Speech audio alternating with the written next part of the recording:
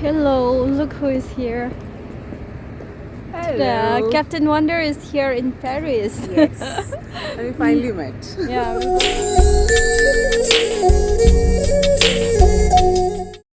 Hello everyone, welcome back to Wonderless Ita. Mayam ngasi Paris ta Captain Wonder has khangnaba the only lady commander from Northeast Pushpanjali Potsangbam ngasi Paris ta lae. Ado ngasi se ibani se Meitei gi dress se laga Paris ta koi se na hainai ado akhoina chatli mafam da Meitei gi Fijol se laga khoina koibagi mayam da haifetang uchar ke yingbiu.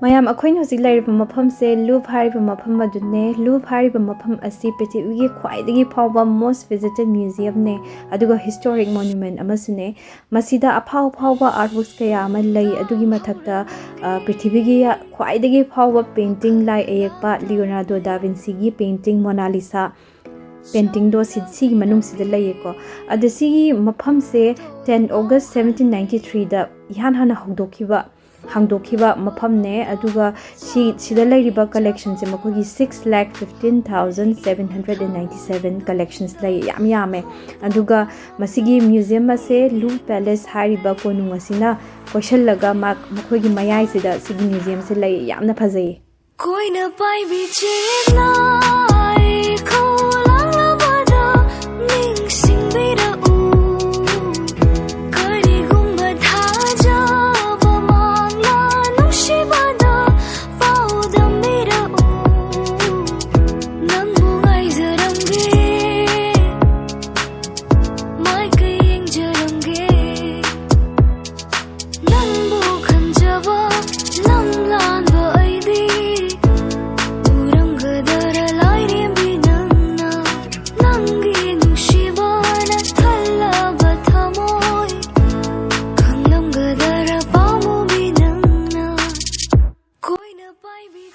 mayam akoina lairiba huziki mafam sina yamna phawba yam phajaba thongabane makoi Paris gi Pont Alexandra thwa hariba mafam sine adasigi mafam se yamna phawe kaino gi Hollywood movies ka su yam namme adagi Emily in Paris yemiba yarugadi adugi cinema adugi series da namgiba shots yamna yawe ko ada sigi mafam sigi manaktane thaina Princess Diana gi car accident tawraga legida mafam do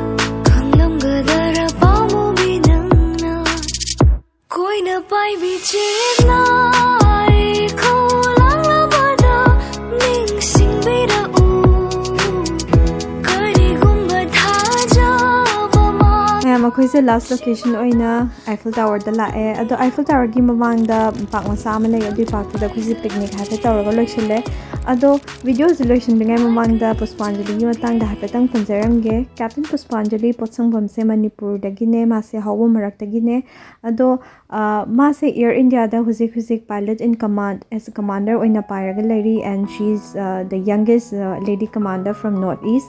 I'm so proud to have her aduga yamna su yam tin humble and then at the same time yamna su dongminna ye numito yam tina nungai gi. I hope this day would come back again. I'm really looking forward to see her again soon. Ado mayam angasigi video se nungai biram kani na khalinjai ado haipet habiro o comment ta nungai te ado mayam na loi phawba yengbi bagi namakta mayam bu thaga chari and thank you so much all of you for all the support and love I've been receiving. Ado mayam mathangi amuk chainara say see you tata.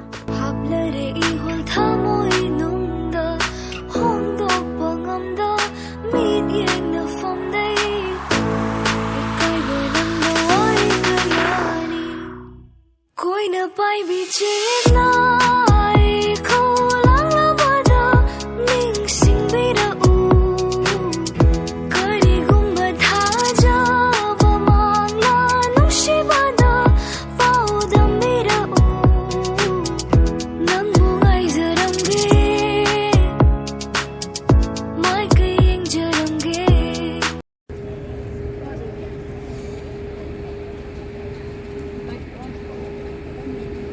everyone's looking at her.